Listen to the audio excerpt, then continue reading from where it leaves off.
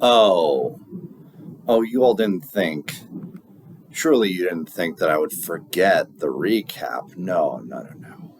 You wouldn't think that of me, of course not. Anyway, here's the recap. Let's get right into it. Fucking Dan, you're 10th in the power rankings. I'm not putting you at ninth, so stop asking. So annoying. God. Anyway, Dan, you're 10th. Dan, you haven't broken 100 points yet this year, and you just lost CD Lamb for multiple weeks.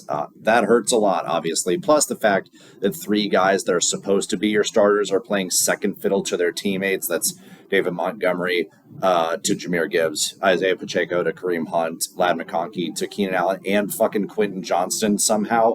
Now, I recognize that after I talked shit about Kevin last week, he beat me by 40 plus points, and now I'm talking shit about Dan, so there's a pretty decent chance that he does the same. But frankly, there's not a lot to get excited about with this team as of right now. At number 9 in the power rankings is fucking me, down 3 spots from last week. If Derrick Henry doesn't stop fumbling, I'm going to lose my damn mind. He's supposed to be, like, he and Jamar Chase are supposed to be my absolute rocks, and they are both struggling heavily. They do not look like the studs that I need them to be. My team isn't much without them, therefore. And so, like, 1 week after scoring the fewest points in the league, which frankly I've only done one other time in the last 3 seasons combined, it's hard to feel really good about my team right now. At number 8 is Grant, down 1 spot from last week. Aaron Jones and Mike Evans both went down, and Calvin Ridley is one of the worst players in the NFL right now. Your old guys are really letting you down, Gordy Pants. I know that as the oldest member of the league by a lot, you're really wanting to believe in your fellow geriatrics, but frankly, it's time to let that go and get some young guys in there. Although Bill played like 40% of his team's snaps last week, so maybe your team just isn't very good. 0-3 right now is bad. 0-4 would be very bad. At number 7 is Tim, up 2 spots from last week. Hey, listen, sometimes gambling works out in your favor. Tim wisely gambled on guys he thought were good, and he needed something to break their way, and then both Omarion Hampton and Skeet Boob, I'm not calling him Scataboo. That's so stupid. Cam Skeet Boob both had their backfield mates get hurt, and now they're in line for some serious work.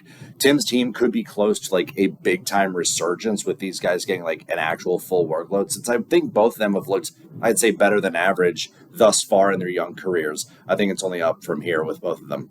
At number 6, up 4 spots from last week, is Kevin. Okay, so I knew that I was in for a very rough Sunday when a couple minutes into Bears-Cowboys, Trayvon Diggs literally just fell over and Caleb Williams hit Roma Dunze for a huge touchdown. Like, I knew the Cowboys were bad, but holy shit, they made Caleb Williams look like, well, like a number 1 overall pick with a really good head coach. Anyway, Kevin just saw Quinshon Judkins slide into the lead role easier than I slide into, never mind. This may be recency bias, but I think Kevin's team actually might be pretty good. Maybe. At number 5, in the same spot as last week, is Patrick. I said it last week, we just need someone up ahead of you to fuck up, and then nobody did, so here you stay. I don't even have anything new to say, really. This is just a really solid, but not elite team. Also, I'm calling it now. JSN is going to go nuclear on Thursday night. I just feel it in my bones. And then if Joe Mixon comes back and handles his typical work share, this team is going to jump up a spot or 2. I think you just got to be patient and keep doing your best. Although that's kind of what all of us need to do. Whatever. At number 4, down 1 spot from last week, is Scott. Listen, the down performance last week aside, I still really like this team. The reason that it fell is because as much as I love Alvin Kamara, the Saints are like a borderline inept offense. Plus, as much as I love Chuba Hubbard, Rico Dowdle is touching the ball a little more than I'd like. I mean, yeah, it was in a blowout, sure, but like still, it's a little too much for my liking. Plus, Terry McLaurin is banged up right now. Neighbors has a pretty questionable rookie throwing in the ball. So overall, while this team is really solid and has a lot of talent on it, I'm not sure it's quite elite, at least right now. At number 3, up 1 spot from last week, is Chris. Listen, your top 3 are the elite of the elite. Lamar and fucking JT are both number 1 at their positions. Yeah, of course they are. I think overall this is a very good starting roster. However, there are a few guys that I think are scoring above where they'll end up for the season. Like Quentin Johnston, George Pickens, DeAndre Swift, you'll notice a common thread here is that these guys are like all really good athletes, but they're either just like they have terrible hands or they're just fucking dumb. Like, I recognize fully that George Pickens is now the wide receiver 1 for the Cowboys, but he is such a moron. I find it really hard to believe that he's going to take full advantage of this new responsibility. Obviously, I'm picking nits here. So, like, while Chris is a top scoring team, he is the top scoring team through 3 weeks. I don't think this is like the best team in the league right now, though admittedly, as I've said this before, Chris just kind of seems to find a way most years, except for those 2 seasons that he'd probably rather we don't talk about, so we won't talk about it. Anyway, number 2, same spot as last week, kind of, is Jason. And listen, 146 points is a heck of a lot until you see that the Vikings defense was the only reason his team scored like that. The rest of the team had like good, solid, fine performances, but none were like great. Had the Vikings scored normally, golly, whoops, Freudian sleep there. Slip? God damn it. This is a bad recap. It's a fucking bad recap. Leave me alone. I don't care.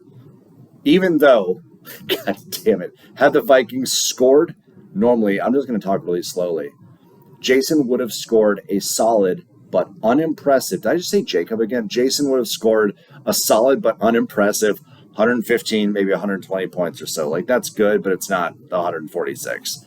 I still think this team, especially the running backs, is like overall very good. But the Vikings won't be there to save you every week, Jason. Plus, you also won't always get to play Dan, who has yet to break 100 points. And at number 1, of course, that means we have Sam in essentially the same spot as last week. Listen, 3 great weeks in a row, plus Jordan Mason just like fell into an elite starting spot. James Conner getting hurt could have been rough for you, but you already had Trey Benson, so like he just kind of falls right into that spot. He's not exactly James Conner, of course, but he's your 5th best running back, so it's all good.